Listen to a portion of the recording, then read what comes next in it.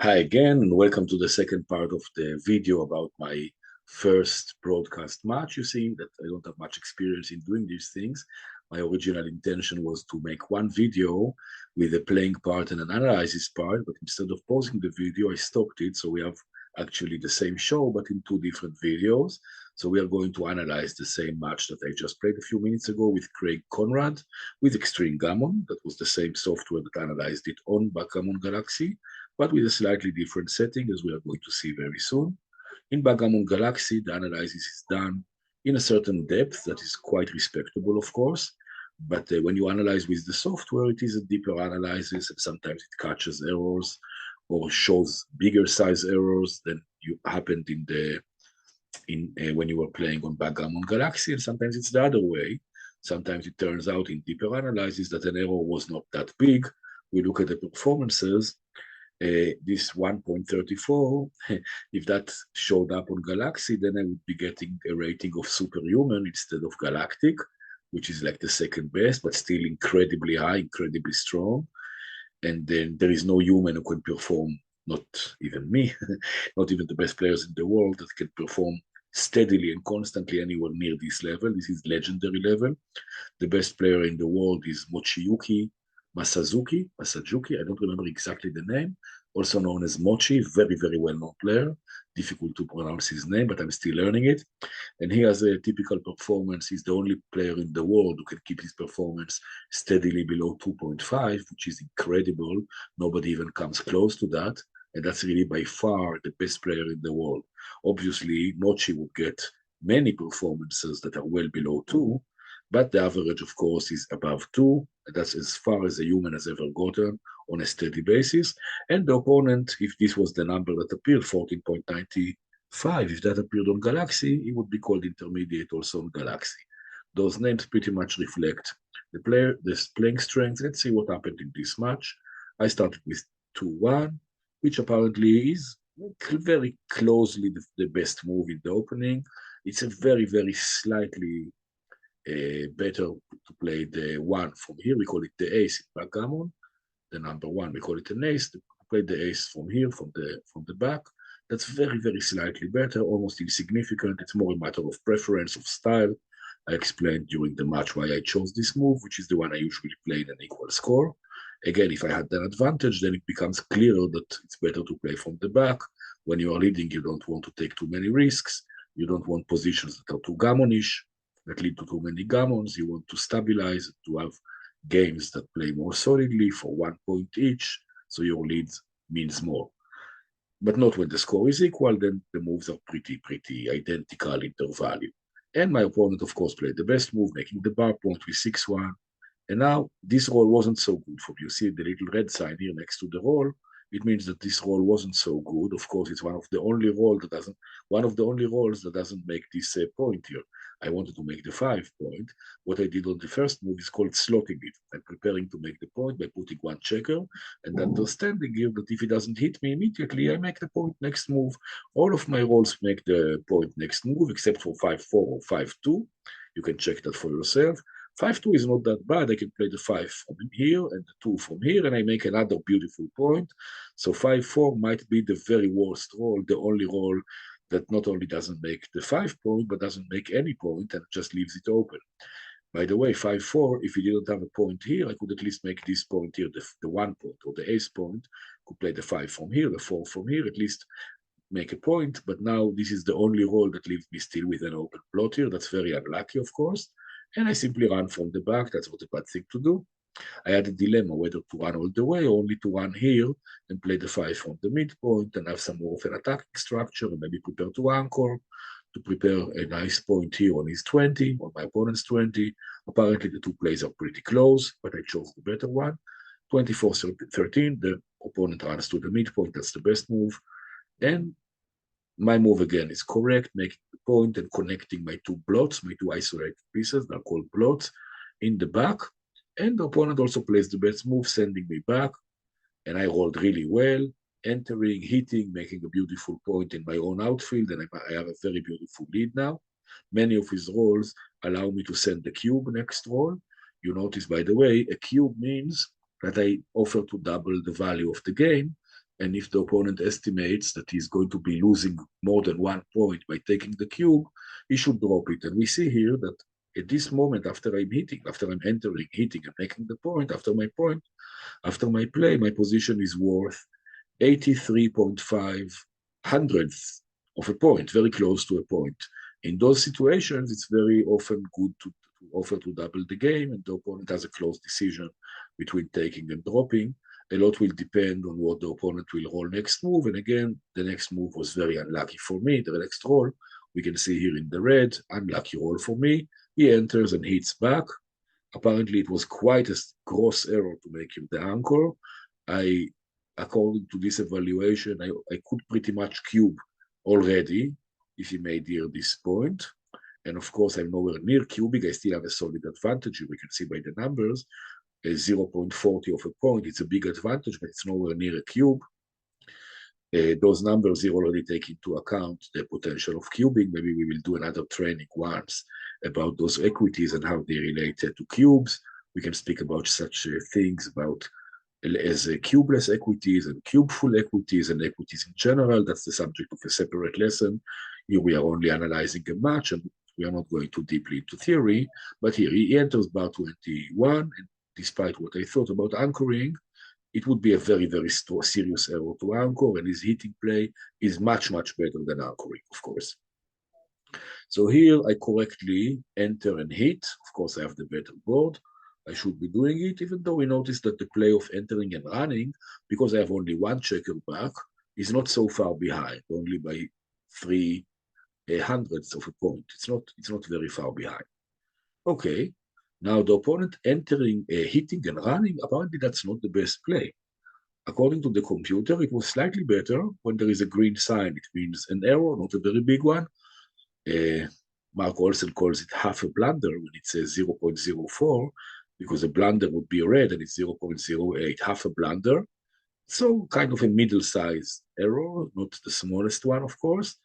And apparently the computer prefers you to play the 6 from the midpoint and maybe prepare to anchor at this point to bring the other checker up. Okay, that's interesting. I know that I would play like him. And now I roll the single worst roll by not entering with double sixes. It's the only roll that fails to enter, double sixes. And my opponent takes too much courage from that and doubles the game in a position where there is still a lot of play here. He still has 2 checkers back. He's still outbordered. I saw it as a blunder during the match, and I was right. If he doesn't double here, he has an advantage of, I call it 37 cents instead of calling it 37 hundredths of a point. It's like if we were playing for $1, a point is $1. So his position would be worth here 37 cents if he didn't double. After he doubles, it's only 21 cents. So he dropped here 17 cents of value of the position by doubling. He does win this position 57% of the time, which is good. And 20% of the time he wins the gammon. That's also good. But giving the cube to the other player is giving the other player a weapon that only he can use. He will never be able to cube again. And apparently this is not the best moment to cube because he could still improve his position from here and get me to take. Let's suppose that I roll something not very strong. For example, I don't know, something like, what could I roll here? 3-4. 3-4, that's not a very important roll. But still, I enter on 4, I hit on 3. And let's suppose that it's his turn there. Wait a minute, what am I talking about? Of course, it's his turn. Let's suppose that, you know what, even he rolls well, 5-1, and I enter, with 4-1, with 2 checkers. So what? That's still not quite a double. He still has a checker back. So if you roll well and you still cannot double next turn, certainly you have no business doubling this turn. Look what happens here. He hits me, I enter 1 checker, and this was really good for him because he hit and made the point, and I rolled quite not so good. I enter only 1 checker and like the rearmost square, and here he could double and I would take happily. So why double early? Nobody guarantees that he's going to roll well after that. That was way too early. Anyway, now it is his roll. I entered. Yes, I entered, and he now rolls 3-1. That's a good play, of course. He cannot free his checker here, but he can connect the 2 checkers, the 2 back checkers, with a distance of 6, like I did shortly before, and he diversifies his builders we have, 4 points here that he has, some kind of a barrier, a prime in the middle of the board with 2 spare checkers, 2 extra checkers. But it's a little bit inflexible. When we have 2 checkers that are spare on the same point, we prefer to diversify them so that more rolls are good for us. And he plays the one from here. That's a good way of playing. He's now enjoying an advantage. It's true that the double wasn't quite correct, but he's still ahead. And I roll for 1, and I decide to fight back by entering and hitting, which is much better than entering and hitting the other way, for all the reasons I said, entering in a backward point, so I'm not close to make an anchor or to escape. From here, my checker that enters, he sees daylight, he can run outside, I can anchor, it's more flexible. And by hitting with the ace, I don't lose a point, a beautiful point here. And he rolls double 4, that's also unlucky for me. Entering, hitting with 2 checkers, and hitting the other checker. The computer decided that it was better to hit my second checker than to come from the midpoint, which is the second best move, but it's already close to a blunder. Still in the green, but close to red. I only get 1 checker to enter. That's quite sad. Obviously, this is already too late. If the cube was still in the center, this I could never take. I'm too vulnerable here. And he rolls double 5, which is really bad for me. And, well, apparently, look at that. Wow, I didn't see this move. I didn't see the move that the computer recommended, simply coming down with 2 checkers and hitting this one. Wow, that's really, really interesting. I saw something else. The move that I saw was better than what he played. Wait a minute. No, let's see. 7-2 and 6-1. Well, the move that I saw was almost as big as blunder as what he played. I thought about running out a checker, this move here. The red, you see, I thought about running out a checker and filling in the board, going 7-2 with 2 checkers, 6-1 with 1 checker, closing it, which is a great position for him, but not as strong as it could get. It could get even stronger. What both of the players underestimated in this position is the power of putting a second checker on the bar. So we both incorrectly underestimated that this block here is not important at all after the correct move. Let's switch to final view. Let's see the position after the correct move, bringing 2 checkers from the midpoint to the 3, putting 2 checkers on the bar, a solid 5 prime, a solid barrier made of 5 points. Now this checker, in order to hit it, I will need to be very far away from escaping. I need to roll a 1 and then to roll a 6. And let's not forget, I have 2 checkers on the bar. First of all, I have to enter both of them. My opponent has no trouble entering. Any 6 hits me here. Then this checker is vulnerable and he's winning many, many gammons. We both miss this move. Of course, it doesn't cost me anything to miss it, but my opponent costs a lot for his performance. Backgammon is sometimes a game with a lot of injustice. It could be that I get all the easy decisions, so I get a wonderful performance, and my opponent gets all the hard decisions, so he makes the blunders. And I would make the same blunder, of course, but I don't pay for it, and he does. That's a bit of luck. Sometimes luck involves the dice, and sometimes it involves who has to make the difficult decisions. 13-2 with 2 checkers, that's the right play, creating a big barrier, leaving an unimportant blot in a place that is too far behind. And normally it's better to enter on 2 than to enter on 1. With 2, you can escape with a 6.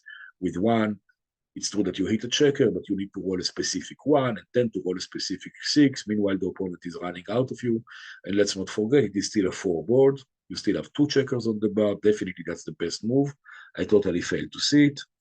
And he played an inferior move. He's making a 5 board, of course, but if I happen to roll a 3, which I do next move, and I have 1/3 of a chance, 11 out of 36 of my rolls, give me a 3, and I immediately have a beautiful anchor. And suddenly, look at the evaluation, I'm not even that much behind. The opponent's advantage is very, very slight. I think I correctly said that during the game when I entered. I thought that I'm still very, very slightly worse. And yes, the opponent has an advantage worth 10 cents. By the way, we are now playing for $2, not for 1. I received a double.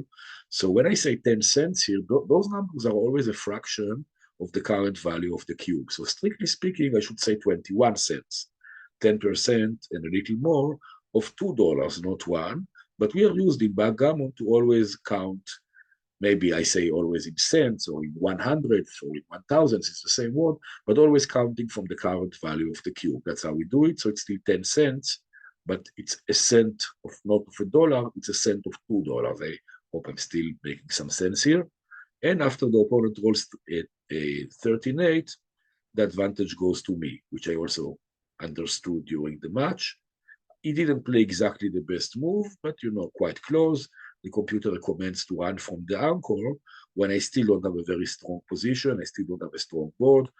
If by running from the anchor now, 21-18, he basically forces me to attack when I'm still not ready for attack, when I still have two checkers in a very dangerous position inside his board. I cannot quite run. He can hit me with a 3 if I run with one checker. And this is the moment to really force things, force the opponent to attack before he's ready to attack. And by playing some kind of a delay, the blanket is too short. He has only 3 checkers here on the 13 and on the 8. He can make one of these points. If you cover the head, then the legs are exposed. He plays 13-8. He covers the legs, but the head is exposed. And I roll double aces. It's a great roll.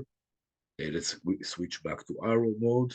We see that I can hit here and block him, and I get a beautiful position, a very nice advantage.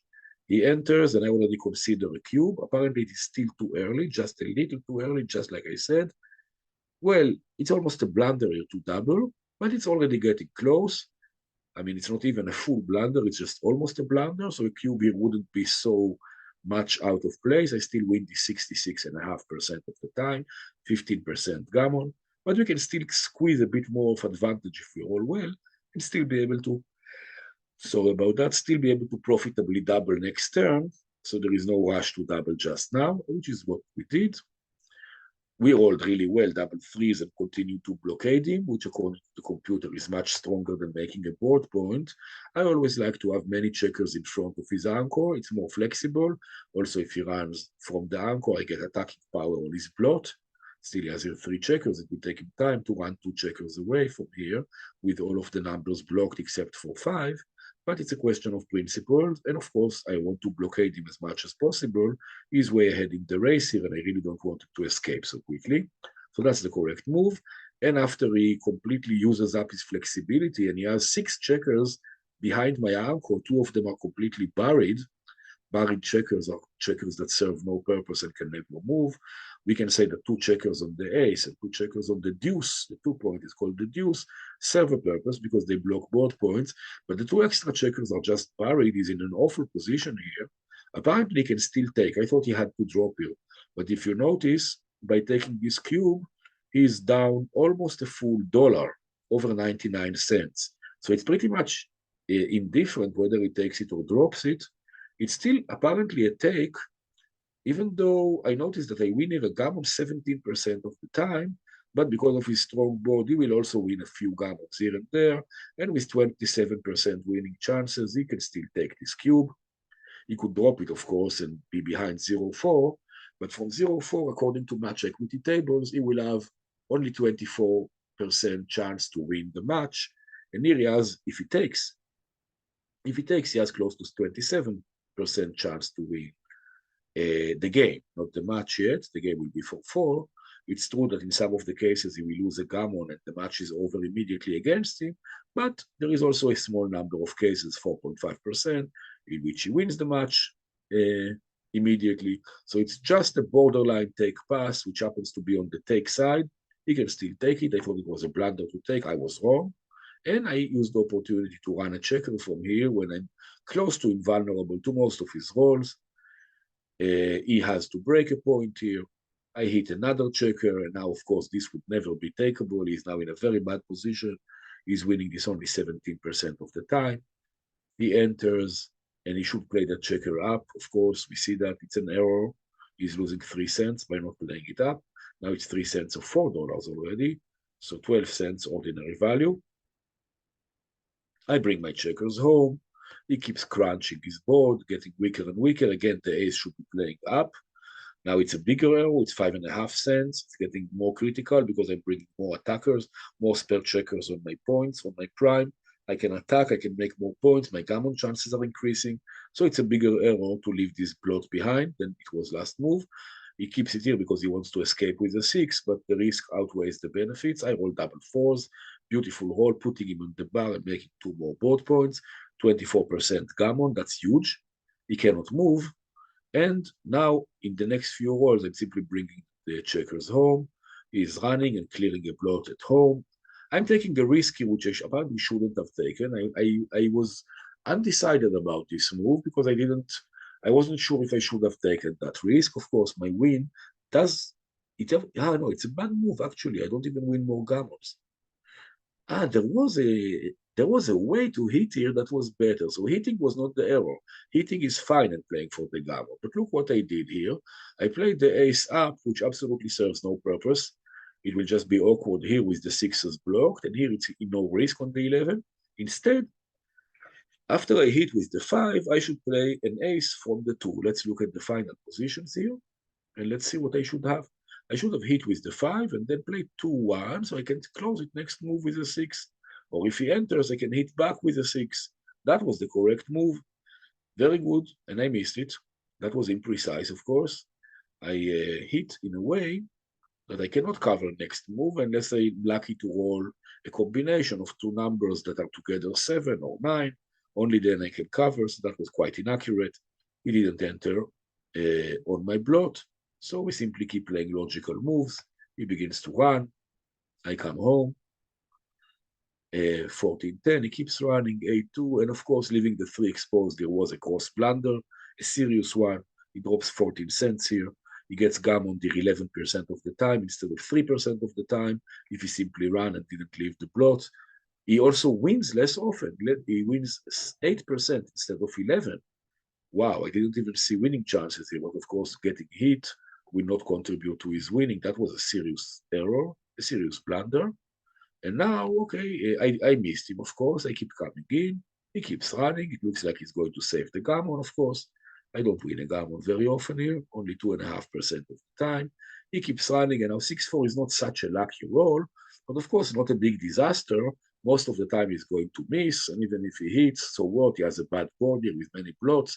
Maybe by hitting, he only helps me to get a gammon. Let's say that he rolls something like 4-1 or 4-2, and he cannot do 4-2 already, he can make a point, but 4-3 is not so good for him either. I can simply enter and hit a blot. He stays on the bar. I hit another blot or two, and suddenly it's a gammon. That can be in my favor suddenly. Okay, but he rolls 4-5, so he can hit and clear one of the blots, and then I'm unlucky enough to stay on the bar. So now I'm at a clear disadvantage, but you notice that even from the bar, I still win this 37% of the time. That's quite a respectable winning chance. He's nowhere close to winning. He still needs to bring 2 checkers home. I can still enter with doubles and run quicker. All of the best numbers are available for me. Double 4s, double 5s, double 6s, not to mention hitting numbers. Not all of the numbers clear, and he has a second blot coming up. If I hit him, he's in big trouble. That's never a redouble. That's quite wrong. But apparently it's only an error. It's not a blunder to double here. Cannot really understand why. Maybe because I cannot redouble back. The cube goes to 8, which is a number which is bigger than what we are playing for. We are playing a match to 7 points. We will never reach 8. So once the cube reaches me, I can never redouble again. Otherwise, this would be a much bigger error. I'm still surprised. I thought it would be bigger because he doubles me and I still have 38% winning chances. But maybe if I don't enter next turn, he's losing the market in the sense that I cannot take next turn. Only 9 rolls don't enter. Most of my rolls enter, which is probably why it's not a correct double still. But because 9 of my rolls probably in most cases lose the market, also it depends what he rolls. If he rolls 2-1 or 3-1 or something slow and I don't enter, I can still take next turn. So apparently there's still some market lose or some sequences of rolls for him and for myself, after which I will not be able to take a cube. So this brings him not so far from a correct redouble, but it's still wrong. I roll double 3, very unlucky, of course. No, sorry, what am I saying? He's rolling double 3s. He's running the checker all the way in from 10-1, so I cannot hit him anywhere in the road. And coming out, I dance again. That's quite unlucky. Now he should be winning 82% of the time, which is crazy. But now I do enter. No, sorry, I didn't enter. He runs further. I enter, and of course, I enter on 4. I don't dare to advance with a 1 and get hit with a 6. That would be quite wrong. I still have 16.5% winning chances. Many of his rolls don't go past me. 4-3, that's a 7. If I advanced another point, he would be running past me, and I would never win this. But now I can win if I have the luck to enter from the bar and hit him, which is exactly what happens. I enter from the bar. Let's look at the arrow mode. I enter, I hit him, of course. Not hitting would be a blunder, a very big one. I enter and I run. So now I have a big advantage. I win this 3/4 of the time almost. He doesn't enter for a long time. I can run all the way home. By the time he enters, it's of course too late. Now it's a running game, and I simply bring home the point. That was a very nice game, a very interesting game. I hope you enjoyed this game and analysis, and I conclude my first backgammon transmission broadcast. I hope you enjoyed it. Hope to see you on my next recordings.